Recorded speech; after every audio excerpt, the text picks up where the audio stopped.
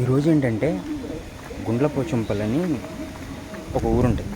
అంటే నేను జాబ్ ప్లేస్కి వెళ్ళి దారిలో తగిలే ఊరు అది. యాక్చువల్గా నా వర్క్ లొకేషన్ ఉండే ఏరియా అన్నమాట.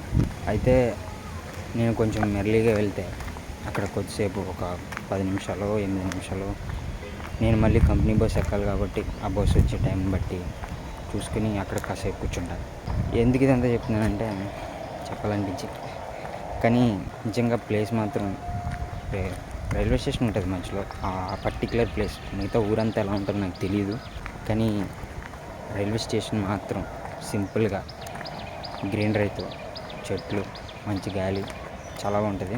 యాక్చువల్గా ఇప్పుడు వర్షాకాలం కాబట్టి ఇప్పుడు చాలా బాగుంది. గ్రీనరీ ఎప్పుడు బాగుంటుంది ఏ సీజన్ అయినా. నాకైతే చాలా ఇష్టం నేచర్ అంటే. కాలంలో మాత్రం మార్నింగ్ చాలా బాగుంటుంది, ఈవినింగ్ కూడా బాగుంటుంది. ఈ సన్ రైజ్ సన్సెట్ రెండే. ఏది ఎక్కువ చెప్పలేను నేనైతే. కొంచెం 1% సన్సెట్ ఎక్కువ అనొచ్చు. ఈ ప్లేస్ గురించి స్టార్ట్ చేసి ఇప్పుడు సన్ రైజ్ సన్సెట్లు దాకా వెళ్ళిపోయా. ఈ ప్లేస్ మాత్రం ఇంకొద్దిసేపు ఇక్కడే ఉండాలని ఉంది. ఆల్రెడీ వీడియోలో మీకు ప్లేస్ చూపించాను. సింపుల్గా బ్యూటిఫుల్గా ఉంటుంది.